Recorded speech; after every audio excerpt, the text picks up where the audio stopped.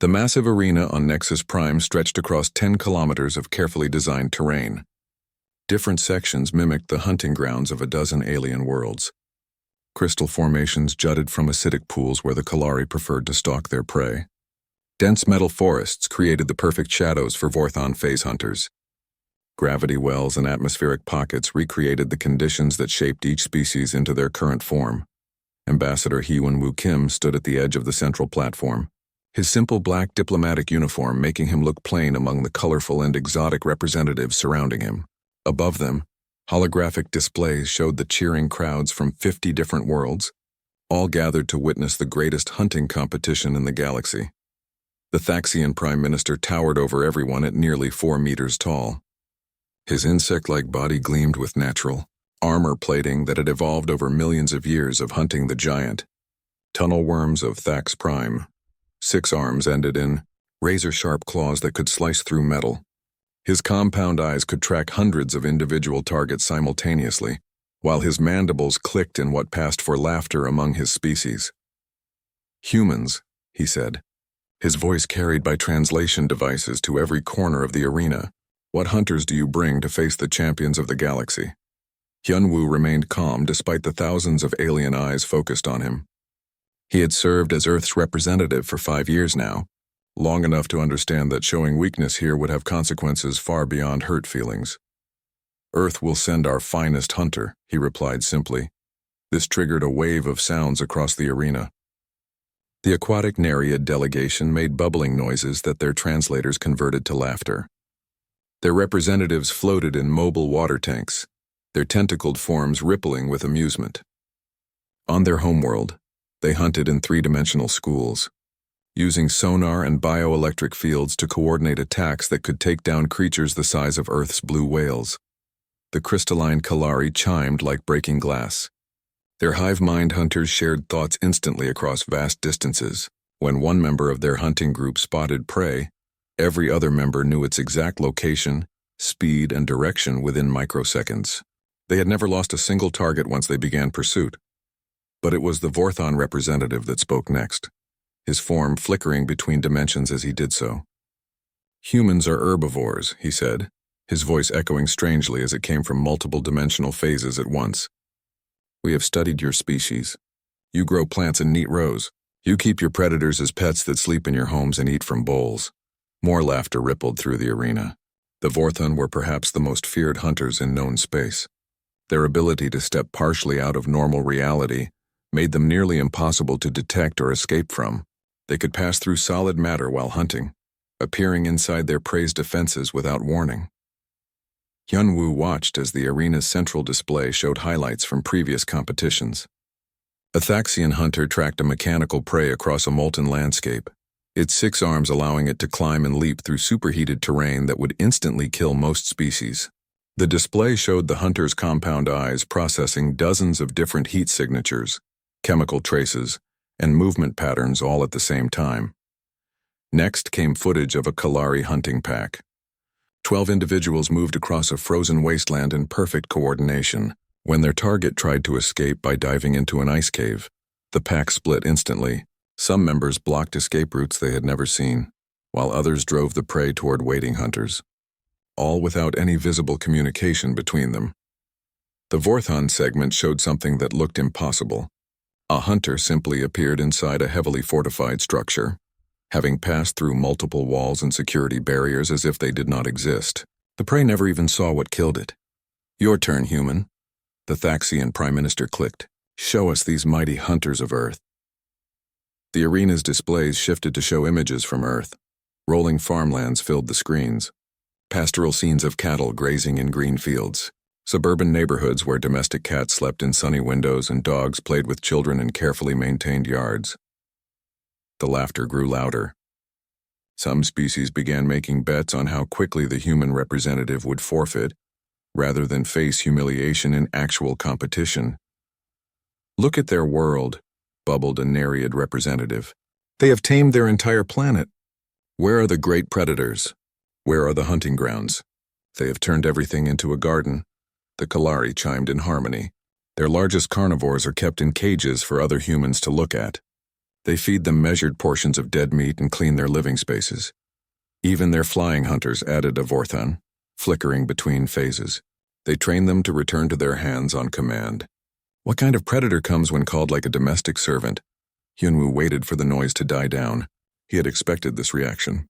Earth's peaceful appearance did tend to confuse species that evolved under harsher conditions. But he also knew something these representatives did not. The competition begins in 30 standard days, he said quietly. Earth will send our hunter then. What hunter? Demanded the Thaxian Prime Minister. Your species has no apex predators. You have eliminated hunting from your world. Your people buy their meat pre-killed from stores. They could not track prey across a small room, let alone survive the championship trials.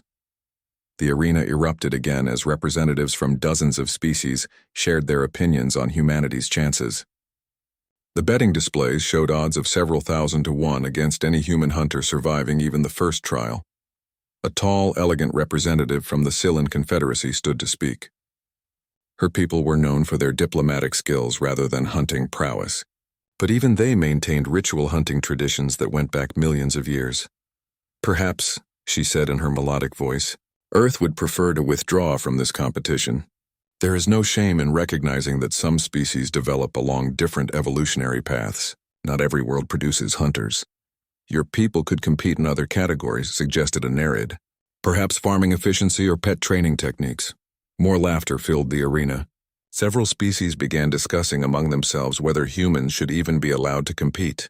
Some argued that it would be cruel to watch such a helpless species attempt trials designed for true predators. Hyunwoo listened to it all with the patience that had made him an effective diplomat. Finally, when the noise began to settle, he spoke again. Earth appreciates your concern, he said, but we will compete. With what hunter? Demanded the Thaxian Prime Minister. Name this champion who will face the trials. Hyunwoo smiled slightly. We call him the Wolverine. The arena fell silent for a moment as translation devices worked to convey the meaning. Images of Earth's Wolverines appeared on the displays. Small, stocky creatures with thick fur and determined expressions. The silence lasted exactly 3 seconds before the arena exploded with the loudest laughter yet heard. The Thaxian Prime Minister's mandibles clicked so rapidly they sounded like machine gun fire. The Nereid delegation created such violent bubbling that their tank waters foamed. Even the normally composed Scylan representative covered her mouth to hide her amusement. A Wolverine, gasped a Vorthan between dimensional phases. These tiny fur creatures. They want to send something that weighs less than a Thaxian's smallest claw. Do they hunt in packs at least? Asked a Kalari through their harmonic, chiming. No, bubbled a Nereid, who had apparently researched Earth's wildlife. They hunt alone, single animals wandering through snow looking for already dead meat to eat. The mockery continued for several more minutes. Representatives began making new bets on whether the human hunter would even show up for the competition, or find some excuse to withdraw. Hyunwoo waited through it all, his expression never changing. When the laughter finally began to fade, he made one final statement. 30 days, he said. We will see who is laughing then.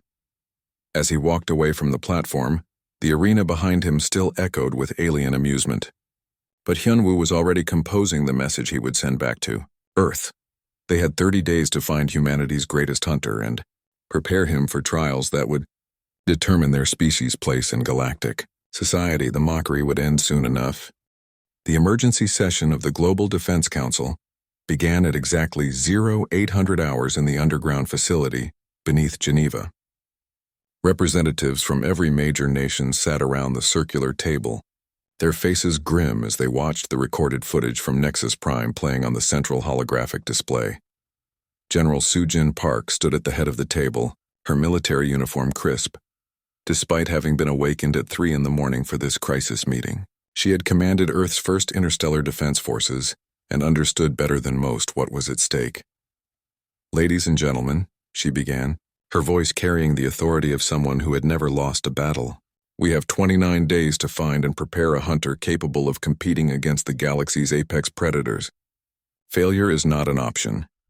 The recording showed the alien representatives laughing at humanity's mention of the Wolverine.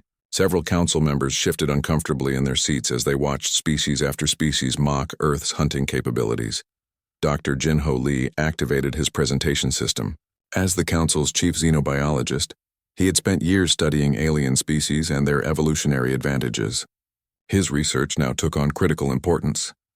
The Galactic Hunting Championships test 5 primary categories, he explained as charts appeared in the air above the table: physical prowess, sensory capability, environmental adaptation, strategic thinking, and persistence.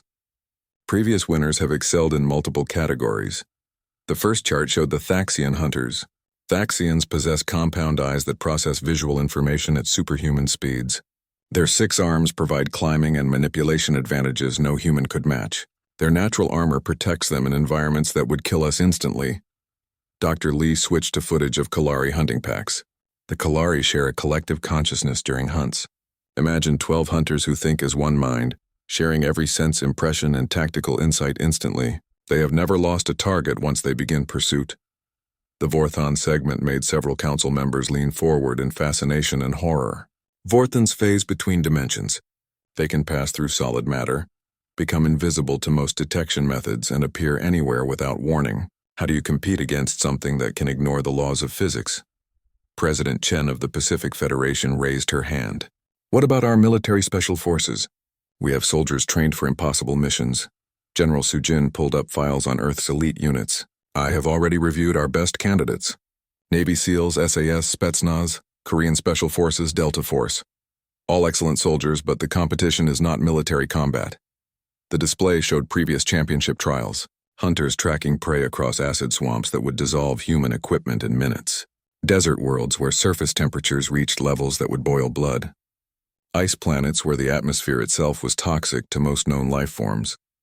Our soldiers are trained to fight enemies, explained Dr. Lee, but these trials require something different: the ability to track, pursue, and capture targets across multiple alien environments while adapting to conditions no human has ever faced. Director Sarah Williams of the Australian Outback Research Station spoke up. What about our wildlife trackers? Aboriginal guides who can follow animals across hundreds of kilometers of desert. I considered them, replied General Sujin. Their skills are impressive for Earth conditions. But look at this. The display showed a Nereid hunting pack pursuing prey through underwater cave systems that extended for thousands of kilometers.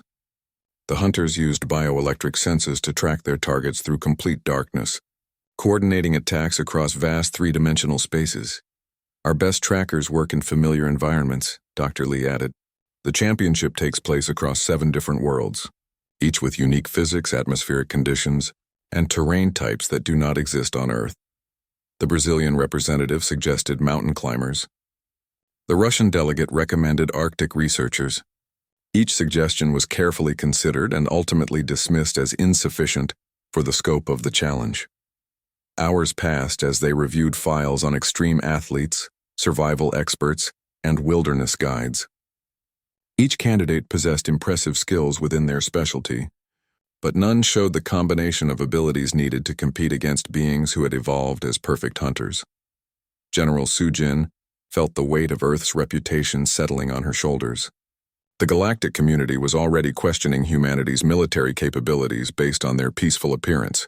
A humiliating defeat in the hunting championships could result in Earth being classified as a protected species, essentially becoming a galactic preserve under alien oversight. There has to be someone, muttered Dr. Lee as he pulled up yet another file. Someone who combines tracking, ability with environmental adaptation, and the mental flexibility to learn alien hunting patterns. The meeting had stretched past noon when General Sujin's communication device chimed with an encrypted message. She glanced at the sender and frowned. Colonel James McCready, retired, currently serving as a liaison with Canadian Wilderness Rescue Operations. She opened the message and read it twice before standing up. Gentlemen, ladies, she announced, I may have our answer. The council members looked up from their individual conversations as General Sujin projected the message onto the main display. This comes from Colonel McCready, whom some of you may remember from the Antarctic Research Station incident 5 years ago. He writes, and I quote, Sujin heard about your hunter problem through classified channels. Stop looking at soldiers and athletes. You need someone who thinks like prey and predator simultaneously. I know someone. They call him the Wolverine, and he is already in Canada. Trust me on this one. The The room fell silent as council members absorbed this information. "Who is this person?" asked President Chen. General Su Jin was already pulling up classified files.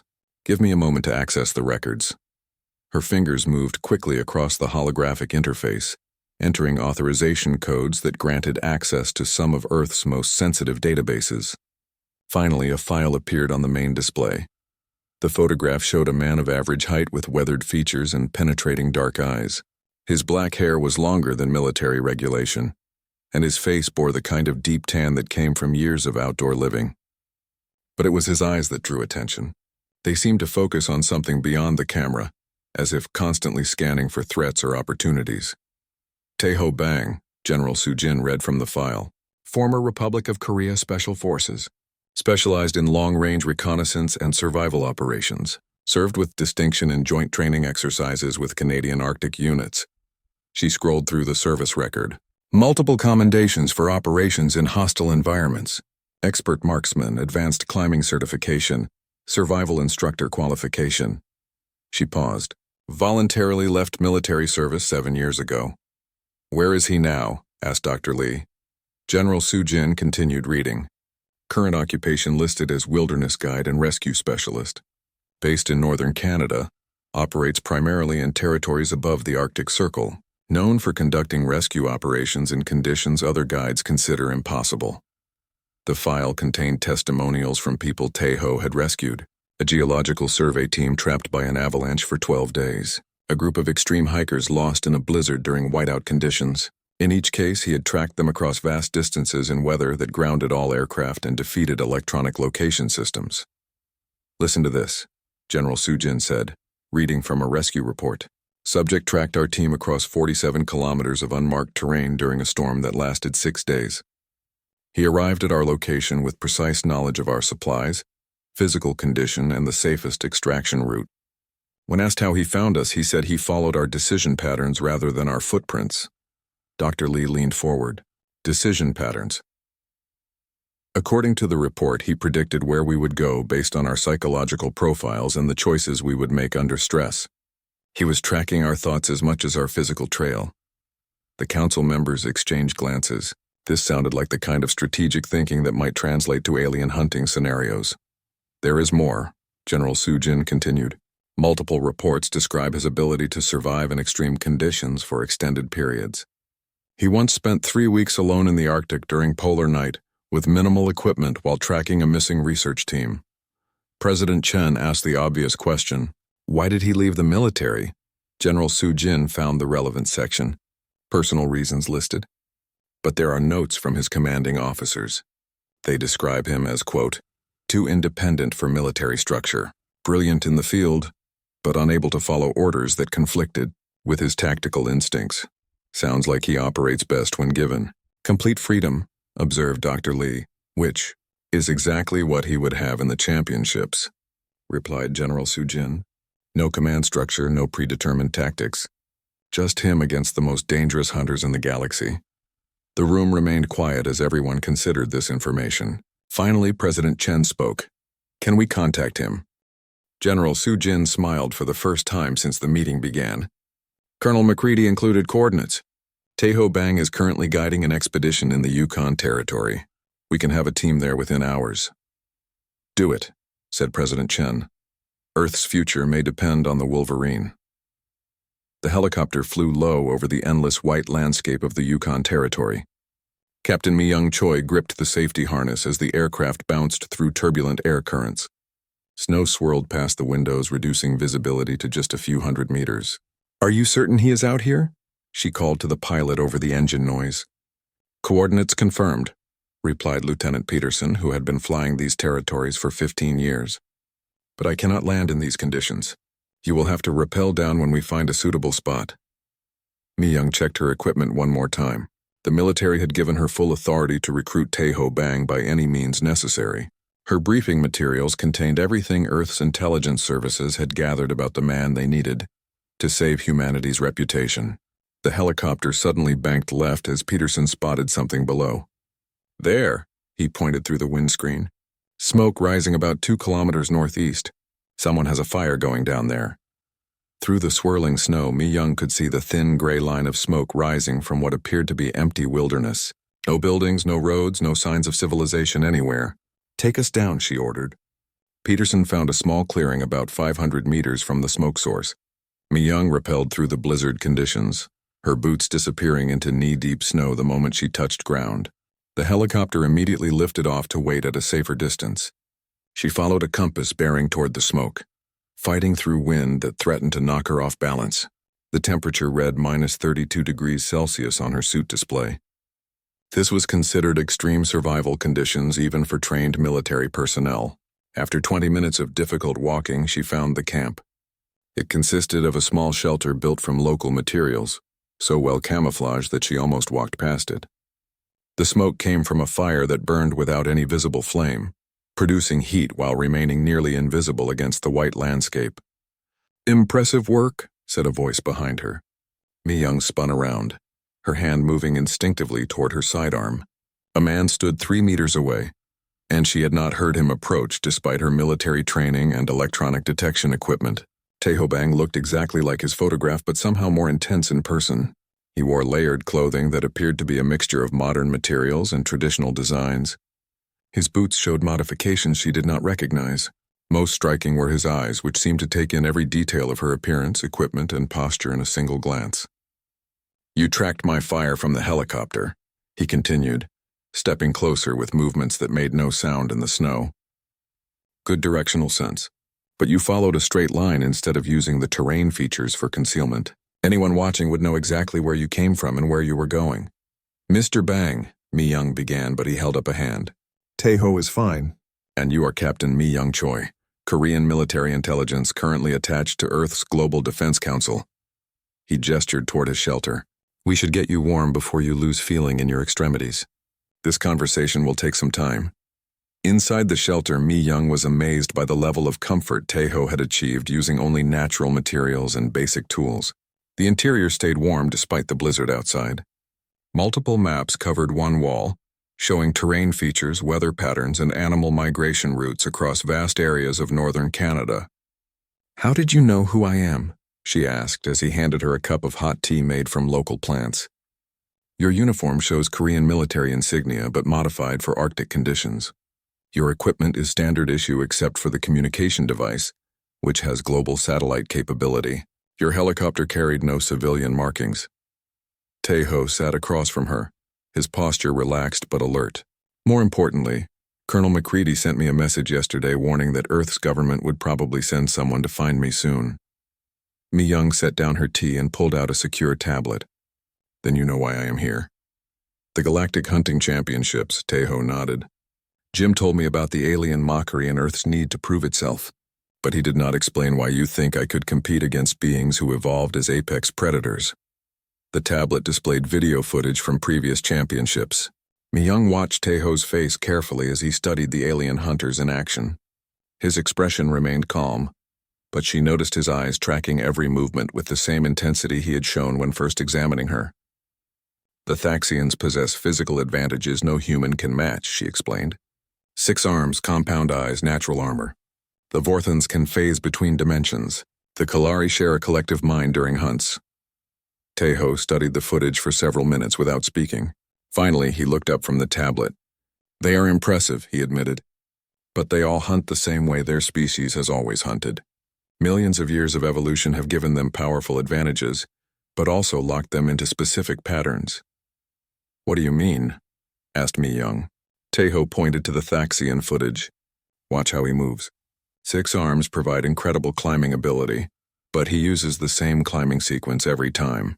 His compound eyes process multiple visual streams, but he focuses on the same types of movement patterns his species evolved to recognize." He switched to the Vorthan segment. "Phase shifting is an extraordinary ability, but notice how he always phases to the same dimensional depth.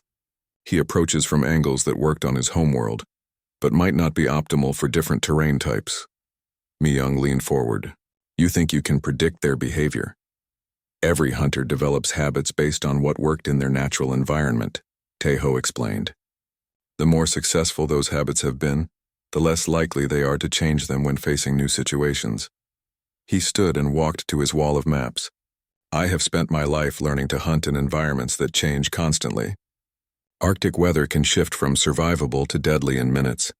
Animal behavior changes with seasons, food availability, and human presence.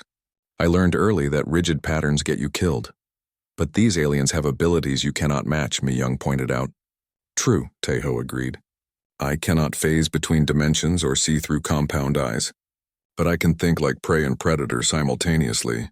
When I track someone, I do not just follow their footprints. I follow their decision-making process. He pulled down a map showing a rescue operation from 2 years earlier. A geology team got lost during a storm. Their GPS failed. They had limited supplies and visibility dropped to 0. Instead of tracking their physical trail, I tracked their psychology. Mi-young studied the map as Taeho traced their route with his finger. They started here, heading toward their research site. When the storm hit, they made their first mistake.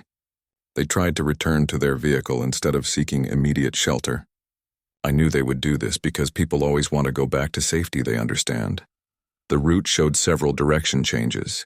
They got turned around in the whiteout, but their choices followed predictable patterns. When lost, people tend to travel downhill, seeking water or easier terrain. When exhausted, they stop at the first shelter that feels secure, even if it is not the best option. You found them by predicting their decisions, Mi-young said. I found them because I understood how fear and stress would affect their judgment. They were not just lost in space, they were lost in their own decision-making process. Taeho rolled up the map. Hunting is not about being faster or stronger than your prey. It is about understanding them well enough to know what they will do before they do it. Mi-young felt a spark of hope for the first time since leaving Earth. You think you can apply this to alien hunters? Every thinking being makes decisions based on their experience and instincts, Taeho replied. Aliens may have evolved different capabilities, but they still must choose how to use those capabilities. Those choices will follow patterns I can learn to recognize. He walked to a wooden chest and pulled out gear that looked like a mixture of traditional and advanced technology. The question is whether Earth's government will give me the freedom to hunt the way I need to hunt. What do you mean? Asked Mi-young. Military operations follow command structures and predetermined plans. But real hunting requires adapting to circumstances that cannot be predicted. I will need complete tactical autonomy. Mi-young had been authorized to agree to almost any condition. You would have full operational control during the competition. Taeho examined a modified crossbow that showed signs of extensive customization and preparation time. I will need to study these aliens, understand their psychology, and adapt my equipment for their world conditions. 26 days remaining, Mi-young confirmed. Enough time if I start immediately. Taeho began packing his gear with efficient movements. But I have one condition that is not negotiable. What condition? Taeho stopped packing and looked directly at her. When this is over, regardless of the outcome, I return here. No permanent military service, no government positions, no public appearances. I help Earth prove itself to the galaxy, then I come back to the wilderness. Mi-young extended her hand. Agreed. Taeho shook it firmly. Then let us go show these aliens what a real hunter looks like. Outside, the blizzard was beginning to clear, and Mi-young could see her helicopter approaching through the snow. In 26 days, this quiet man would face the galaxy's deadliest predators in a competition that would determine humanity's future among the stars. As they walked toward the landing zone, she noticed that Taeho moved through the snow without leaving clear tracks, his steps somehow distributing his weight in ways that barely disturbed the surface. The Wolverine was going to war. The Earth Defense Training Facility had been built inside a mountain in Colorado, designed to simulate combat conditions for Earth's first interstellar military forces. Now it served a different purpose as Taeho Bang's preparation center for the most important competition in human history. Dr. So-young Wang met him at the entrance, her tablet displaying detailed files on every alien species he would face. As Earth's leading xenopsychologist, she had spent years studying alien behavior patterns and decision-making processes. We have 25 days to prepare. You for hunters who have spent millions of years perfecting their techniques, she said as they walked through the facility's main corridor. The Galactic Council has provided detailed information about each competitor, but understanding their psychology will be crucial. The first training chamber recreated the Thaxian homeworld environment. Artificial gravity generators increased, The pull to twice Earth normal while atmospheric. Processors filled the air with methane traces that would be toxic to humans without protective equipment. Thaxians evolved in high gravity with low oxygen. Dr. So Young explained as Tae-ho tested his modified suit systems. Their hunting style developed around these conditions. 6 arms allow them to climb and move in ways that take advantage of heavy gravity, while their compound eyes process multiple visual streams simultaneously. Tae-ho moved through the chamber, testing how the increased gravity affected his balance and movement speed. The suit compensated for the atmospheric differences, but he could feel the strain on his cardiovascular system. "Show me their hunting footage again," he requested. The chamber's walls displayed recordings of Thaxian hunters in action. Tae-ho watched their climbing techniques, noting how they used their multiple arms to maintain 3 points of contact, while the 4th arm reached for new grip points. "They always climb in the same pattern," he observed. "Upper right arm leads, followed by lower left, then upper left, then lower right. It provides maximum stability, but it also makes their movement predictable." Dr. So Young made notes on her tablet. "You think you can use that predictability against them?" "Every efficient movement becomes a habit," Tae-ho replied. "The more successful a technique has been, the less likely someone is to change it under pressure." They moved to the next chamber, which simulated the underwater cave systems where Nereid hunters operated. The room filled with breathable liquid that allowed humans to survive while experiencing 3-dimensional movement, similar to the Nereid environment. Sergeant Dong-hyun, Kim was waiting with a rack of modified equipment.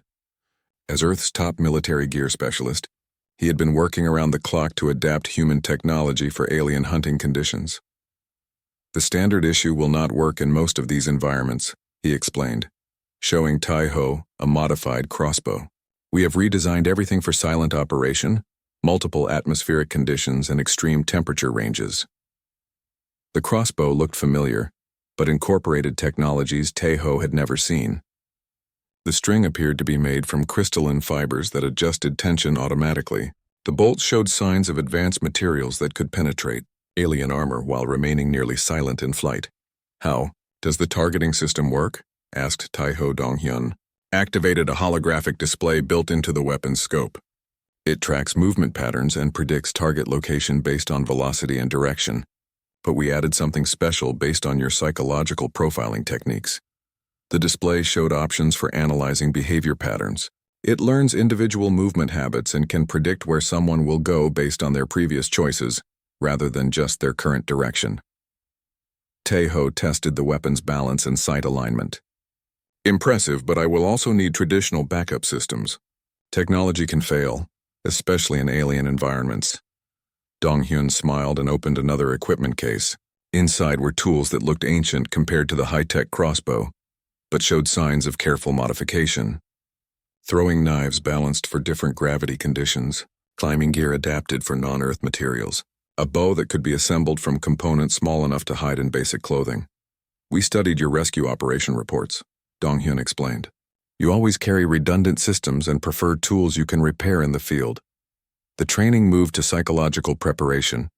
Dr. Yoon Ji-yoon, Earth's top military psychologist, had designed scenarios to test Tae-ho's mental flexibility under extreme stress. "The most dangerous part of this competition will not be the physical challenges," she explained as they entered a sensory deprivation chamber. "It will be maintaining clear thinking when everything around you violates your understanding of how the universe works." The chamber could simulate alien sensory experiences. Tae-ho found himself experiencing vision through compound eyes, feeling through echolocation, and navigating using magnetic field detection. "Vorthans perceive multiple dimensions simultaneously," Dr. Yoonji said, as the simulation shifted to show overlapping reality phases. "Kalari share collective consciousness during hunts. You need to understand these experiences well enough to predict how they will affect decision-making." Hours passed as Tae-ho learned to think from alien perspectives. The compound eye simulation taught him how Thaxians processed visual information. The echolocation training helped him understand Nereid spatial awareness. Most challenging was the dimensional phase experience, which made him dizzy until he learned to focus on single-phase references. "This is excellent preparation," he told Dr. Yoonji after a particularly difficult session. But real hunting situations will be different from simulations. How so? She asked. Simulations show me how their senses work, but not how they think, Tejo explained. I need to understand their cultural attitudes toward hunting, their personal motivations, and their individual psychological patterns. Dr. So-Young rejoined them with new information. The Galactic Council has released the competitor roster. We know exactly which individuals you will face. The holographic display showed detailed profiles of each hunter. Zektar, the Thaxian champion, had won competitions on 12 different worlds. His record showed a preference for direct assault techniques and overwhelming physical advantage. Veltron, the Vorthon phase hunter, specialized in stealth approaches and had never been detected during a hunt. His psychological profile indicated extreme patience and perfectionist tendencies. The Kalari Collective consisted of 8 individuals who had trained together since childhood. Their shared consciousness made them incredibly coordinated, but also potentially vulnerable if their communication could be disrupted. Now we are getting somewhere, Tejo said as he studied each profile. Zektar relies on intimidation and direct confrontation. That tells me he will become frustrated if his initial attacks fail. Feltron's perfectionism means he will spend extra time positioning for ideal strikes rather than accepting good enough opportunities.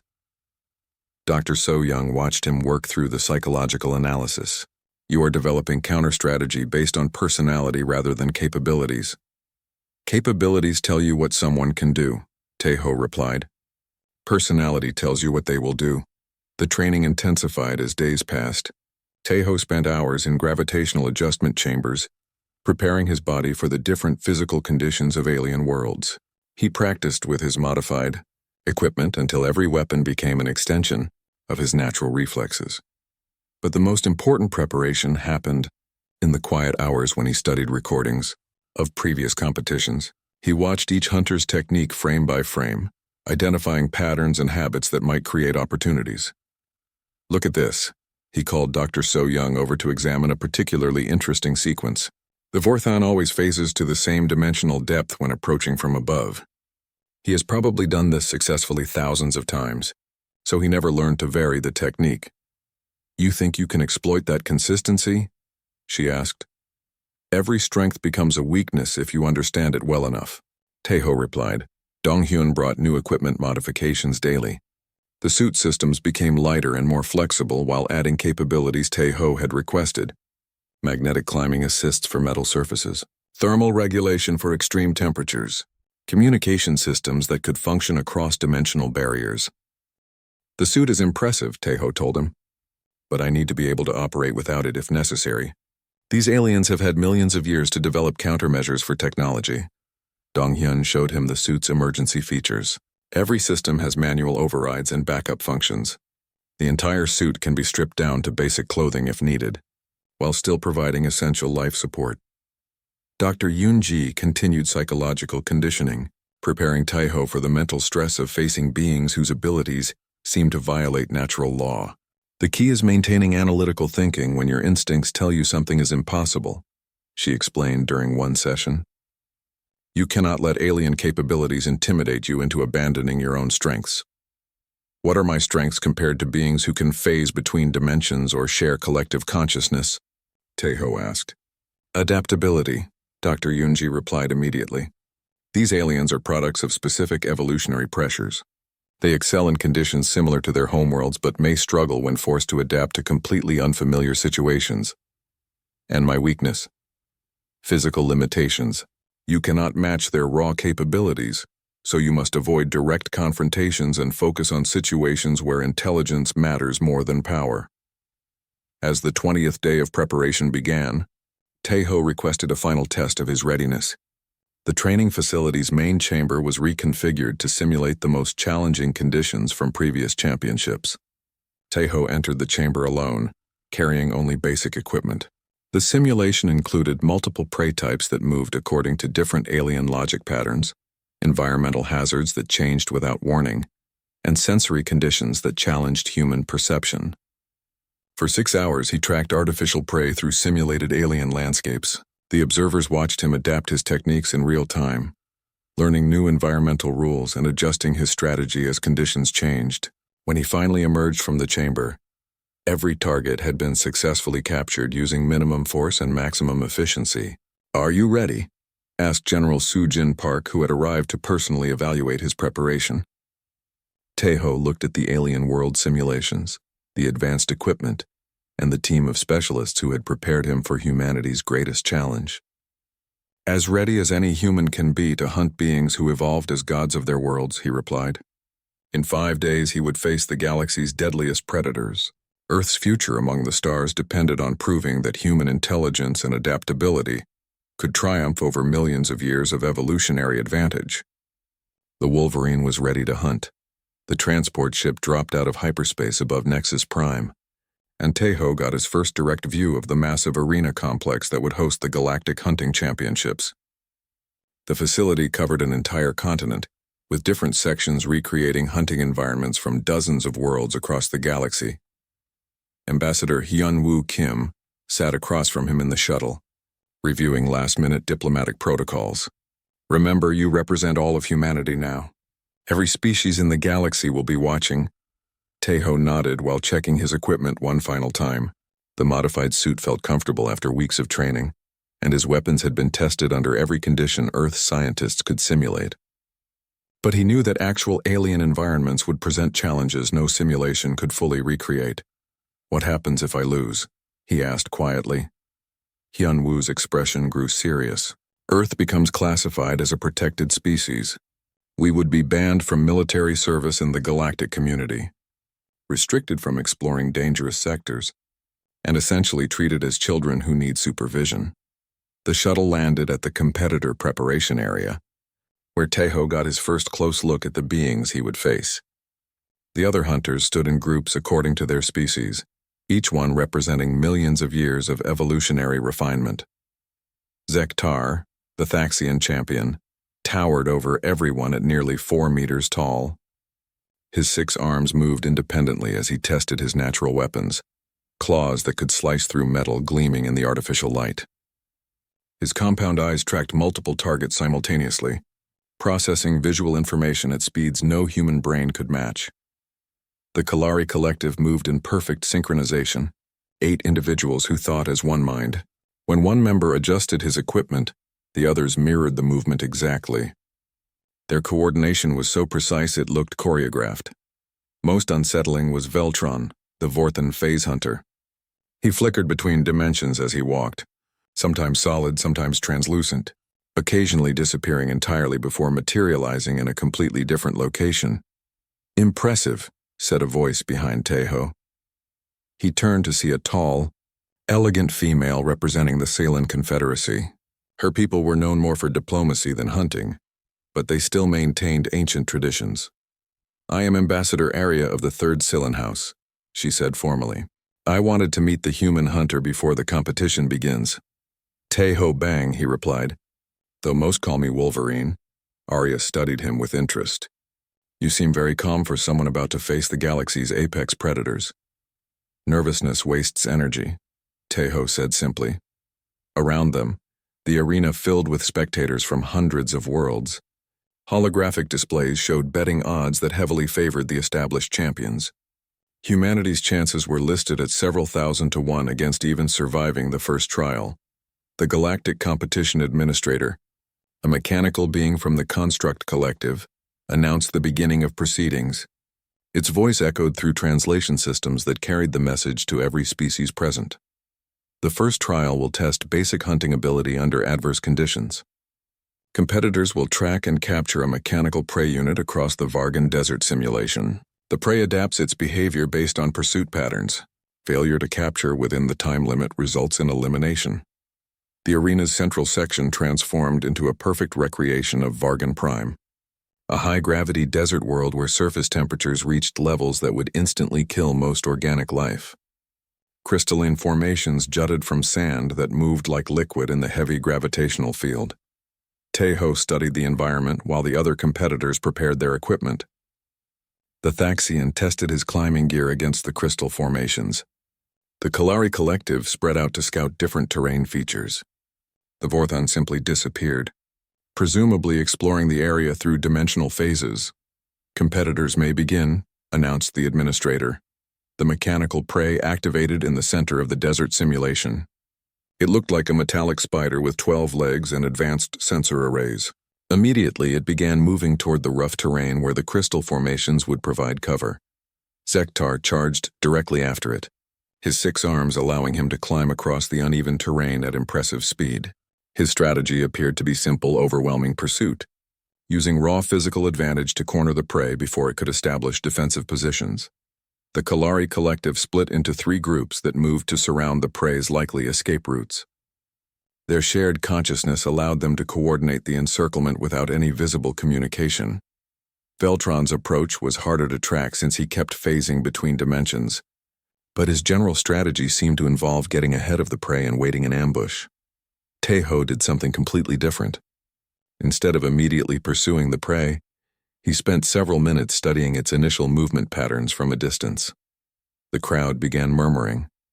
Many spectators assumed the human was frozen by fear or uncertainty. The betting odds shifted even further against him as valuable time passed. But Tejo was learning. He watched how the mechanical prey responded to Zektar's direct approach, noting that it adjusted its speed and direction based on the hunter's position. When the Kalari began their encirclement, the prey shifted toward terrain features that would break up coordinated approaches. "It is learning from their behavior," he murmured to himself. The prey demonstrated remarkable adaptation as the hunt continued. When Zektar tried to corner it against a crystal formation, it suddenly changed direction and slipped through a gap. The Thaxian's large size prevented him from following. When the Kalari attempted to channel it into a trap, the prey somehow detected their coordination and moved toward areas where their group tactics would be less effective. Veltron's ambush failed when the prey detected his dimensional signature and altered course before reaching his position. All 3 hunters were making the same mistake. They were using their species' natural advantages without considering how the prey would adapt to counter them. Tejo finally began his approach, but his strategy looked completely different from the others. Instead of trying to catch the prey directly, he began herding it toward a specific area of the desert where several environmental factors converged. The crowd watched in confusion as the human seemed to ignore multiple opportunities to close with his target. When the prey moved within striking distance, Tejo actually fell back, maintaining pursuit pressure while keeping the mechanical spider moving in the direction he wanted. "What is he doing?" demanded one of the Thaxian spectators. Dr. So-Young Wang, watching from the Earth delegation section, began to understand. "He is not hunting the prey," she whispered to Ambassador Hyunwoo. "He is hunting its decision-making process." The mechanical prey had been designed to learn from hunter behavior and adapt accordingly. But this required it to follow logical patterns based on perceived threats and available options. Tejo was manipulating those patterns. By maintaining pursuit pressure from specific angles, he forced the prey to eliminate certain movement options while making others appear more attractive. Each time the prey adapted to counter his approach, he subtly adjusted his position to make that adaptation lead toward his chosen destination. The other hunters began to realize something was happening when their own pursuit efforts became increasingly ineffective. The prey seemed to anticipate their moves and counter them before they could develop into serious threats. But it was not anticipating Tejo's moves because he was not trying to catch it directly. He was guiding its learning process. The convergence point Tejo had selected was a depression in the desert floor, surrounded by crystal formations that created a natural funnel. More importantly, the environmental conditions there interfered with the prey's sensor systems in specific ways. When the mechanical spider finally reached the area, following a path that felt like its own choice but had actually been carefully orchestrated, it discovered too late that its adaptive advantages were neutralized. The crystal formations blocked dimensional scanning that would detect phase hunters. The gravitational anomalies in the depression interfered with compound eye visual processing. The terrain features made coordinated group approaches impossible. Tejo had led the prey to the one location where human limitations became advantages. He captured it using a simple weighted net, the kind of tool that human hunters had used for thousands of years.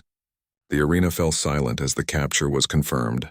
The mechanical prey, which had successfully evaded the galaxy's most sophisticated hunters, had been taken by someone using equipment that looked primitive compared to alien technology. But the silence lasted only moments before the Thaxian delegation erupted in angry protests. Impossible, clicked Zektar. The human did not hunt. He simply waited while the prey came to him. That is hunting, replied Tejo calmly. Understanding your prey well enough to predict its choices. The competition administrator reviewed the hunt footage before announcing the results. The human hunter successfully captured the prey using legitimate hunting techniques. All other competitors failed to adapt to prey countermeasures. Veltron flickered between dimensions in what appeared to be agitation. His success was lucky coincidence.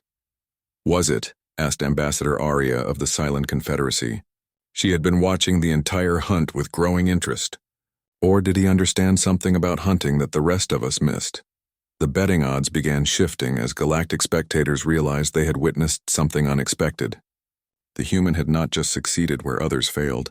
He had demonstrated a completely different approach to hunting that made the others' advanced capabilities irrelevant. But this was only the first trial. 6 more challenges remained, each designed to test different aspects of hunting ability under increasingly difficult conditions. As they prepared for the second trial, Tejo noticed that the other hunters were now watching him with new attention. He was no longer the curiosity they expected to eliminate quickly. He had become a threat they needed to understand. The real competition was just beginning. 6 trials had passed and the arena complex buzzed with excitement that had not been seen in decades. Of the original 47 competitors, only 4 remained. Zektar still represented the Thaxian hunters, his 6-armed power having overwhelmed most challenges through sheer physical dominance. Veltron had phased through obstacles that eliminated other Vorthan hunters.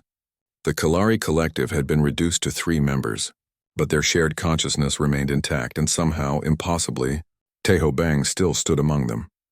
The human hunter had not won a single trial through superior physical capabilities or advanced alien senses. Instead, he had consistently found ways to make those advantages irrelevant.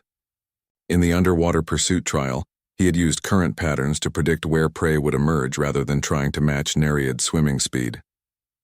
During the aerial hunting challenge, he had grounded flying prey by understanding their landing preferences, rather than attempting to follow them through 3-dimensional flight paths.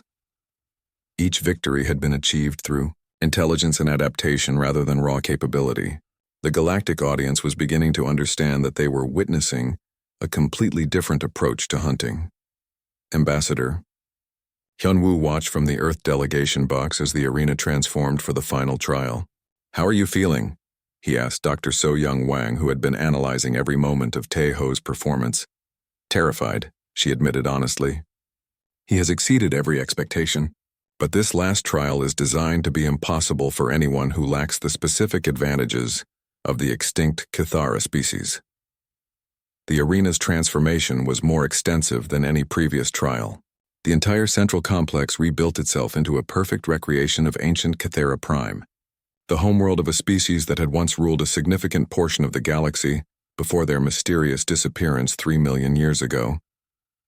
The artificial environment was haunting in its alien beauty. Crystalline spires twisted toward a purple sky while gravity fields flowed like rivers between floating landmasses. The atmosphere itself seemed to shimmer with energy patterns that defied human understanding. In the center of this impossible landscape, a figure waited that made even the battle-hardened alien hunters hesitate. The robotic Cathara stood 3 meters tall with a form that seemed to shift between solid matter and pure energy. Its creators had used every scrap of archaeological evidence to recreate not just the appearance of the extinct species, but their legendary hunting capabilities. The Cathara had been the galaxy's apex predators before their disappearance. They could phase between dimensions like Vorthans, coordinate through quantum consciousness like enhanced Kalari, process multiple sensory streams like Thaxians, and manipulate energy fields in ways no current species fully understood. The competition administrator's mechanical voice carried unusual gravity as it explained the final trial. Competitors must track and survive an encounter with the Cathara Apex Predator simulation. This represents the ultimate hunting challenge. Previous champions have attempted this trial 17 times. None have succeeded. Zektar's compound eyes studied the robotic predator with professional interest. What constitutes success if capture is impossible? Survival for 1 standard hour while maintaining pursuit pressure, the administrator replied. The simulation will actively hunt competitors. Escape from the arena results in automatic failure. Beltran flickered between dimensional phases as he examined the terrain. The environment gives the Kithra every possible advantage. This is not a fair test. It is not meant to be fair, the administrator responded. It is meant to be impossible. The 3 remaining alien hunters entered the arena with their species' most advanced equipment and strategies. Zektar's 6 arms carried weapons designed to overwhelm even supernatural opponents. Veltron prepared to use dimensional phases in ways that pushed Vorthon abilities to their limits. The Kalari collective synchronized their consciousness to achieve perfect coordination. Taiho entered carrying the same basic equipment he had used throughout the competition. His modified crossbow, simple climbing gear, and tools that looked primitive compared to alien technology. Begin final trial, announced the administrator. The robotic Kithera activated with a sound like reality tearing. Immediately, it demonstrated why the ancient species had been considered invincible. It phased between dimensions while moving at incredible speed, its form shifting between matter and energy as it tracked all 4 hunters simultaneously. Zektar struck first, his 6 arms launching a coordinated attack that would have destroyed any normal opponent. The Kithera simply phased through the assault and countered with energy, projections that sent the massive Thaxian tumbling across the crystalline terrain. The Kalari collective attempted their signature encirclement maneuver, but the Kithera's quantum consciousness anticipated their shared thoughts and positioned itself to strike all 3 members. Before they could complete their formation, Veltron's dimensional phase abilities, which had seemed supernatural to other species, looked clumsy compared to the Kithera's fluid movement through multiple reality layers. The robotic predator appeared beside him mid-phase and delivered an attack that disrupted his dimensional coherence. Within 15 minutes, all 3 alien hunters had been eliminated, not killed since the simulation was designed for survival rather than destruction, but defeated so thoroughly that they could no longer maintain pursuit pressure.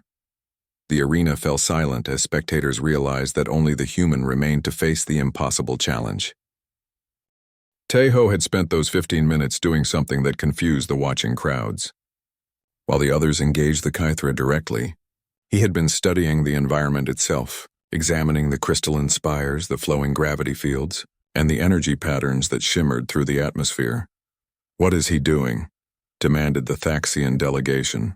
"The trial requires pursuit pressure, not environmental analysis." But Dr. So-Young Wang was beginning to understand. "He is not trying to hunt the Kithara," she whispered. "He is trying to understand why they went extinct." The robotic predator turned its attention to Taiho, and the difference in approach became immediately apparent. Instead of trying to match its supernatural abilities, Taiho began moving through the environment in ways that seemed to communicate with the ancient landscape itself. He climbed the crystalline spires using techniques that worked with the flowing gravity fields rather than fighting them. He positioned himself near energy concentrations that seemed to resonate with the Kithra's own power signatures. Most importantly, he began to mirror movement, patterns that matched the ancient architecture around them. The Kithera's behavior began to change. Instead of the aggressive, hunting posture it had maintained against the other competitors, it started exhibiting different responses. Its movements became more exploratory, less focused on immediate attack. "Incredible," breathed Ambassador Arya from the Ceylon delegation. "The human is not fighting the simulation. He is communicating with it." Taiho had realized something that the arena designers had not fully understood when they created their perfect recreation. The robotic Kithera was not just simulating ancient hunting behavior. It was recreating the actual ecological relationships that had existed on the original Kithera Prime. The extinct species had not been simple predators. They had been keystone hunters whose behavior maintained complex environmental balances. Their hunting patterns had been integrated into their world's ecosystem in ways that went far beyond mere prey capture. By studying the archaeological evidence built into the arena environment, Taiho had identified those ancient ecological relationships. Now he was using that understanding to interact with the robotic Kithera as if he were part of its original ecosystem rather than an invasive threat. The energy fields that had seemed random began to make sense when viewed as territorial markers. The gravity flows followed patterns that would have guided ancient migration routes. The crystalline formations created acoustic environments that would have facilitated long-distance communication between Kythera hunters. Tejo moved through this ancient landscape as if he belonged there, following behavioral patterns that triggered recognition responses in the robot's programming. The Kythera began to hunt him, but in the ritualized manner that members of its own species would have used for training or territorial disputes rather than the lethal techniques it had employed against alien intruders. He has turned the trial into a conversation, observed Dr. So-Young Wang with growing amazement. The Kythera recognizes him as something familiar rather than a threat to be eliminated. The hour-long survival requirement stretched as Tejo demonstrated hunting techniques that worked within the Kythera's ecological framework. He used environmental features not to hide from the predator, but to signal his understanding of ancient behavioral codes. When the Kythera tested his responses with mock attacks, Tejo countered with defensive moves that followed patterns the extinct species would have recognized. When it demonstrated territorial displays, he responded with appropriate acknowledgement. Behaviors. The galactic audience watched in stunned silence as the human hunter essentially conducted a dialogue with a 3-million-year-old ecosystem through a robotic intermediary. At the 58-minute mark, something unprecedented happened. The Kythera stopped hunting entirely and approached Tejo in what could only be described as a peaceful manner. For 2 minutes, hunter and predator stood together in the alien landscape, and the robot's behavior suggested something that sent chills through every spectator who understood its implications. The Kythera simulation was exhibiting grief. The robot had been programmed with such detailed behavioral patterns that it had achieved a form of emotional recognition. Through Tejo's environmental communication, it had been reminded of its species' lost world and extinct companions. The trial timer reached 1 hour, but nobody in the arena moved to end the test. Everyone was witnessing something that transcended competition. Finally, the Kythera stepped back and powered down, its simulation complete. The competition administrator took several moments before announcing the results. Trial completion confirmed. The human hunter has survived the Kythera encounter while maintaining pursuit pressure for the required duration. But the mechanical being's next words carried implications that would change galactic understanding of both hunting and extinction. Furthermore, the simulation data indicates that the human demonstrated behavioral patterns consistent with Kythera ecological integration. Analysis suggests that this approach might have prevented the original species' extinction if implemented 3 million years ago.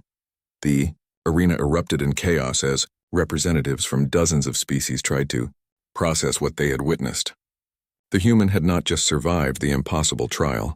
He had solved a 3-million-year-old mystery about one of the galaxy's greatest evolutionary tragedies. Tejo walked calmly toward the arena exit, his expression unchanged by the historic nature of his achievement, but his eyes held the satisfaction of someone who had finally found prey worthy of his full capabilities. The galaxy would never look at human hunters the same way again. The Galactic Council chamber had never seen such a gathering. Representatives from every major species filled the massive amphitheater, their voices creating a symphony of clicks, bubbles, chimes, and harmonic frequencies as they debated what they had witnessed. Tejo sat quietly in the competitors section, still wearing his simple hunting gear. The modified crossbow rested across his knees, its crystalline string catching the chamber's artificial light. Around him, alien hunters who had dominated their respective species for generations watched him with expressions ranging from respect to disbelief. Ambassador Hyunwoo approached the central podium with authority he had never possessed before. The mockery and dismissal that had characterized previous human appearances before the council were nowhere to be seen. Even the Thaxian Prime Minister's compound eyes tracked his movement with careful attention. Honored representatives, Hyunwoo began, his voice carried by translation systems to every corner of the chamber. We gather today to discuss not just the outcome of the Galactic Hunting Championships, but what those results reveal about the nature of hunting itself. The holographic displays showed footage from Tejo's trials.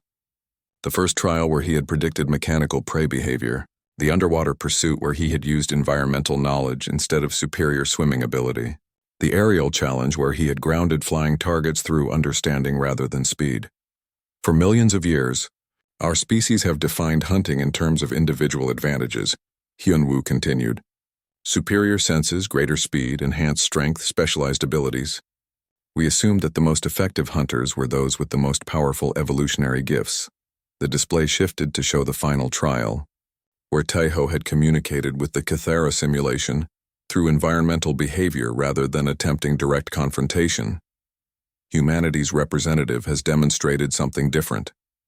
He has shown that the ultimate hunting ability is not about overpowering prey, but about understanding the complete system in which hunting takes place. Zektar rose to his feet, his 6 arms moving in what passed for respectful acknowledgement among Thaxians. The human's techniques were unexpected, he admitted. But they worked only because he faced artificial challenges rather than true prey. Did they? Asked Ambassador Arya of the Scylan Confederacy.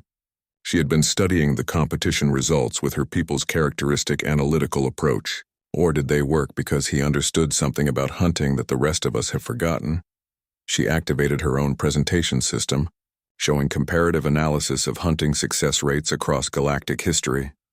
Every species develops hunting techniques based on their homeworld conditions, she explained. These techniques become more refined over time, but also more specialized.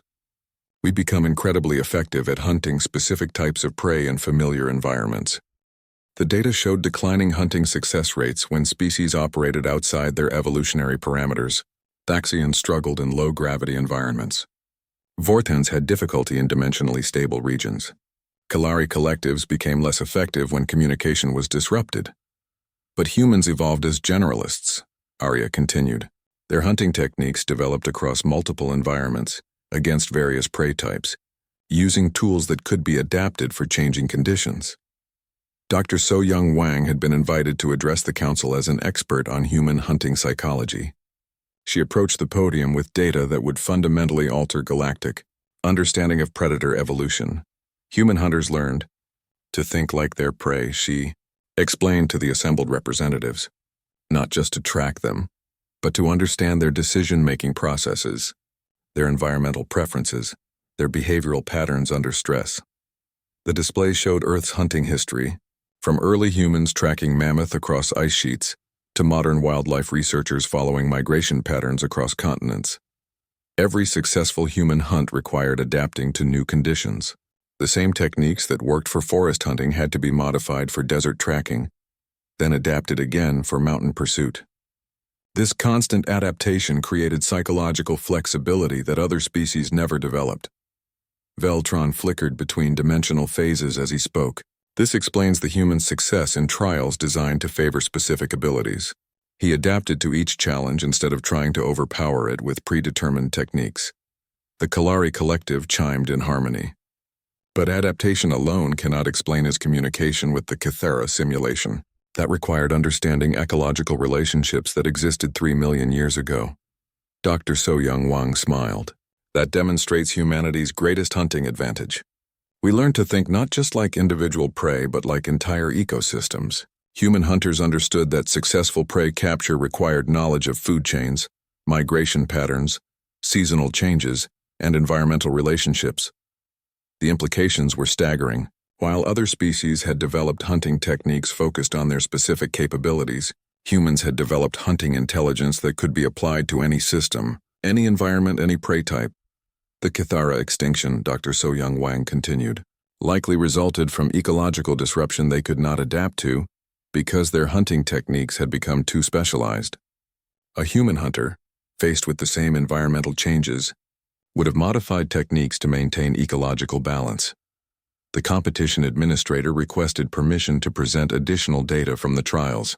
Its mechanical voice carried new respect as it addressed the council. Analysis of all trial results indicates that the human hunter's success rate increased with challenge difficulty. Standard hunting trials showed modest advantages over alien competitors, but trials requiring adaptation to unknown conditions showed exponential performance improvements. The data was displayed for all to see. In familiar environments that favored alien capabilities, Taeho had performed adequately but not exceptionally. But as trials became more complex and required greater adaptation, his performance gap widened dramatically. This suggests, the administrator continued, that human hunting capabilities are specifically optimized for unknown challenges and unprecedented situations. The council chamber fell silent as representatives absorbed the implications. Every species had assumed that specialized evolutionary advantages made them superior hunters. But humanity had evolved something different, the ability to become effective hunters in any situation they encountered. The Thaxian Prime Minister's mandibles clicked thoughtfully. This explains human performance in military conflicts since joining the galactic community. They consistently exceed expectations when facing unfamiliar opponents or operating in unknown territories. It also explains their success in exploration and first contact situations, added a Nereid representative. Human teams adapt to alien environments more quickly than specialized species. Ambassador Hyunwoo returned to the podium for his closing statement. The hunting championships were designed to identify the galaxy's most effective predators, but they revealed something more important. They showed that true hunting mastery is not about possessing the most powerful abilities. It is about understanding and adapting to any challenge. He gestured toward Taeho, who had remained silent throughout the proceedings. Humanity offers the galactic community something unique, not superior strength or enhanced senses, but the ability to find solutions in situations where specialized advantages become limitations. The voting process that followed was unlike any in Council history. Instead of debating humanity's military classification, representatives found themselves discussing how human adaptive capabilities could benefit their own species. The final resolution passed unanimously. Earth would not be classified as a protected species. Instead, humanity would be recognized as the galaxy's premier adaptive specialists, qualified for exploration missions, first contact scenarios, and complex problem-solving operations that exceeded the capabilities of specialized species. More significantly, the Council established new hunting competition categories that would test adaptability and intelligence alongside traditional predator abilities. As the session concluded, Taeho finally spoke for the first time since entering the chamber. "I request permission to return to Earth," he said simply. "Granted," replied the competition administrator, "but the galaxy will remember what we learned here. Humanity has taught us that the greatest hunters are not those who overpower their environment, but those who understand it completely." 3 days later, Taeho sat in his cabin in the Canadian wilderness, reviewing star charts that showed the territories humanity was now authorized to explore. His maps now included alien worlds and stellar regions where human adaptive capabilities would be crucial for successful operations.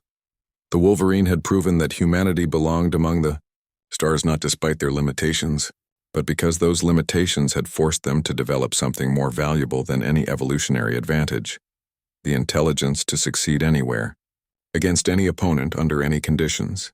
Outside his window, the northern lights danced across the sky, and for the first time in years, they seemed to include patterns that looked like star maps leading to places where human hunters would be needed. The galaxy had learned to respect the quiet persistence of Earth's children, and the quiet persistence of Earth's children had learned that they were destined for hunting grounds that stretched across the stars. The Wolverine's greatest hunt was just beginning.